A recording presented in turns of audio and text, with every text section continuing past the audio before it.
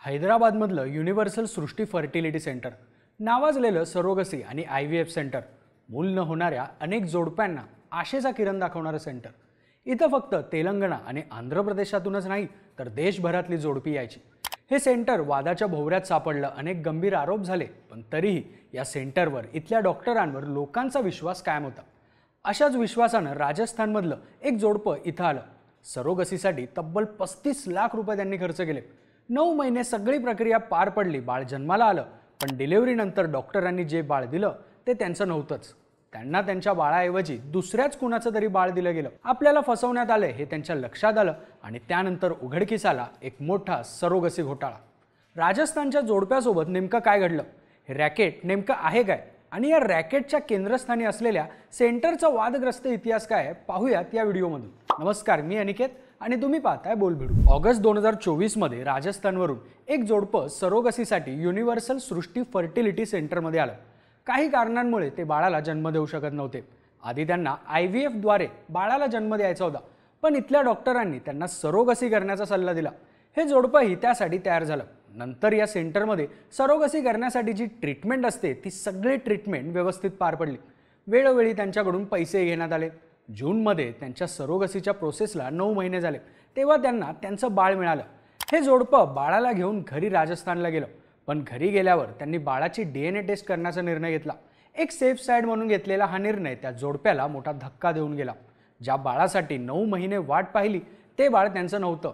त्या बाळाचा DNA त्यातल्या पुरुषाशी मॅच झाला नाही, म्हणजे तो त्या पुरुषाच्या स्पर्मपासून जन्मालाच आला नव्हता। विशेष म्हणजे या सगळ्यासाठी त्यांनी तब्बल 35 लाख रुपयांचा खर्च केला होता। बाळ आपलं नाही हे कळताच त्यांनी युनिव्हर्सल सृष्टी फर्टिलिटी सेंटरच्या डॉक्टर नम्रता यांना कॉन्टॅक्ट केला। तेव्हा त्यांनी काहीतरी गोंधळ झाला असेल, आपण हे सॉल्व्ह करू असं आश्वासन त्या जोडप्याला दिलं। हे जोडपं त्यांना फोन करत राहिलं, पण नंतर डॉक्टर नम्रता त्यांचे फोन टाळत होती। शेवटी या जोडप्याने गोपालपुरमच्या पोलिसांना घडलेला सगळा प्रकार सांगितला। राजस्थानमधील जोडप्याच्या या तक्रारीनंतर गोपालपुरम पोलिसांनी 26 जुलैला रात्री उशिरा युनिव्हर्सल सृष्टी फर्टिलिटी सेंटरवर रेड टाकली। दुसऱ्या दिवशी सकाळपर्यंत पोलिसांचा तपास चालू होता। यात पोलिसांना अनेक धक्कादायक गोष्टी मिळाल्या। प्रेग्नन्सी IVF ट्रीटमेंटमुळे वापरल्या जाणाऱ्या टूलसह भारतात गर्भलिंग निदान करणं बेकायदेशीर असताना त्याचं डिव्हाइसही पोलिसांना सापडलं। बेकायदेशीररित्या या सेंटरमध्ये अशा बऱ्याच गोष्टी सुरू होत्या। त्यासाठी बनावट कागदपत्रही तयार केली होती। शिवाय हे डिव्हाइस वापरणारे कर्मचारीही प्रशिक्षित नव्हते। तेलंगणा मेडिकल काउन्सिलने पोलिसांना सांगितलं की डॉक्टर नम्रताचं लायसन्स हे 5 वर्षापूर्वीच रद्द करण्यात आलंय। तरीही डॉक्टर नम्रताने हे फर्टिलिटी सेंटर चालू ठेवलं। सिकंदराबादमध्येच नाही तर विशाखापट्टणम, हैदराबाद, भुवनेश्वर, कोलकाता अशा अनेक ठिकाणी डॉक्टर नम्रता अवैधरित्या फर्टिलिटी सेंटर चालवत होती। तपासात आणखी एक माहिती समोर आली की या सेंटरमधून गुजरात, मध्य प्रदेश सारख्या इतर राज्यात त्यांच्याकडे ट्रीटमेंटसाठी येणाऱ्यांचे स्पर्म आणि एग्ज बेकायदेशीररित्या पाठवण्यात आले आणि हे सगळं इंडियन स्पर्म टेक्नॉलॉजी नावाच्या विना नोंदणीच्या एका कंपनीच्या माध्यमातून करण्यात आलं होतं। या प्रकरणात सेंटरची मालक डॉक्टर अतलुरी नम्रता, तिचा मुलगा व्यवस्थापक, लॅब टेक्निशियन आणि कर्मचाऱ्यांना अटक करण्यात आली। तसंच इंडियन स्पर्म टेक्नॉलॉजीचा रिजनल मॅनेजर पंकज सोनीसह आणखी 6 जणही पोलिसांच्या अटकेत आहेत। डॉक्टर नम्रता सिकंदराबादमधली युनिव्हर्सल सृष्टी फर्टिलिटी सेंटरची प्रमुख असून याआधीही तिच्यावर गंभीर आरोप झालेत। 2016 मध्ये एका NRI जोडप्याने सरोगसीद्वारे जन्मलेल्या बाळाचे DNA त्यांच्याशी जुळत नाही अशी तक्रार केली होती। त्यानंतर युनिव्हर्सल सृष्टी फर्टिलिटी सेंटरचं लायसन्स 5 वर्षासाठी रद्द करण्यात आलं। लायसन्स गेलं तरी नम्रताने हा सगळा प्रकार चालू ठेवला होता।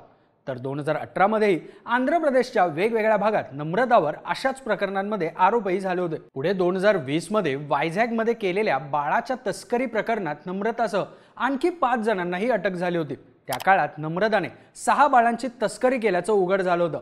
आता एवढा वादग्रस्त इतिहास असताना देखील लोक या युनिव्हर्सल सृष्टी फर्टिलिटी सेंटरमध्ये का जात होती, लोकांचा नम्रतावर विश्वास कसा होता आणि लोकांच्या विश्वासाआडून ती हे रॅकेट कसं चालवायची। तर नम्रता आणि तिची टीम आंध्र प्रदेशमधल्या ग्रामीण भागात वेगवेगळे कॅम्प चालवायचे। ग्रामीण भागातील गरजू महिलांना मोफत मेडिकल हेल्प दिली जायची, त्यामुळे महिलांचा नम्रतावर चांगलाच विश्वास बसला होता। ज्या महिलांना अनवॉन्टेड प्रेग्नन्सी राहिली आहे त्यांना ती बाळ न पाडण्याचा सल्ला द्यायची। सगळ्या मेडिकल ट्रीटमेंटचा खर्च उचलण्यासह आर्थिक मदतही ती द्यायची। तर काही गोरगरीब महिलांना पैशाचं आमिष दाखवून सरोगसीसाठी तयार करायची, पण ह्याच्या आड तिचा स्वार्थ होता। बाळांची तस्करी करत लाखो रुपये कमवायचा। राजस्थानच्या जोडप्यासोबत पण हेच झालं। त्यांनी या सगळ्या प्रोसेससाठी नम्रताला 35 लाख दिले। त्याचवेळी 2024च्या ऑगस्ट-सप्टेंबरच्या दरम्यान हैदराबादमधली एक महिला गरोदर होती। समोर आलेली एवढी मोठी संधी नम्रताला वाया जाऊ द्यायची नव्हती, म्हणून तिने हैदराबादमधल्या महिलेला तुझं बाळ आम्हाला दे, त्या बदल्यात आम्ही तुला पैसे देतो असं आमिष दाखवलं। ती महिला गरीब आणि गरजू होती, त्यामुळं ती नम्रताच्या दबावात आली। तर दुसरीकडे नम्रताच्या युनिव्हर्सल सृष्टी फर्टिलिटी सेंटरमधल्या टीमने राजस्थानच्या जोडप्याला तुमच्या बाळासाठी सरोगेट मदर मिळाली आहे, काही काळजी करू नका असं सांगत त्यांच्याकडून पैसे उकळण्यास सुरुवात केली। हैदराबादमधल्या महिलेनं विशाखापट्टणममध्ये जून महिन्यात बाळाला जन्म दिला। तेव्हा नम्रताच्या टीमने राजस्थानच्या जोडप्याला सांगितलं की तुमचं बाळ आता या जगात येणार आहे, पण त्या महिलेचा नवरा डिलिव्हरीसाठी 2 लाख रुपयांची मागणी करतोय। बाळापोटी राजस्थानमधल्या जोडप्याने त्यांना 2 लाखही पाठवले। 2 दिवसांनी हे जोडपं जेव्हा आलं तेव्हा त्यांना सरोगसीची बनावट कागदपत्रही देण्यात आली, पण प्रत्यक्षात ना कोणती सरोगसी झाली ना कोणती प्रोसेस। 90,000 रुपयांना हैदराबादमधल्या महिलेचं बाळ विकत घेतलं आणि 35 लाख रुपये घेऊन सरोगसीच्या नावाखाली राजस्थानच्या जोडप्याला सपशेल गंडवण्यात आलं। अशाच प्रकारे गरीब महिलांना फसवून त्यांच्याकडून त्यांचं बाळ घेत ते बाळ श्रीमंत कुटुंबाला देण्याचा प्रकार या युनिव्हर्सल सृष्टी IVF सेंटरने सुरू ठेवला होता। आता ज्या लोकांना बाळ देत होते त्यांना असं वाटायचं हे बाळ जेनेटिकली त्यांचंच आहे। जेव्हा त्यांना कळायचं हे बाळ आपलं नाही, तेव्हा बाळाचा DNA मॅच झाला नाही अशी तक्रार कोणी केली की नम्रताचा मुलगा त्यांचे फोन ब्लॉक करायचा। आपण वकील आहोत, तुम्हाला कायद्याच्या कचाट्यात कोर्ट कचेरीत अडकवू अशा धमक्याही तो द्यायचा। या सेंटरमधल्या सगळ्या कायदेशीर बाबी तोच हाताळायचा।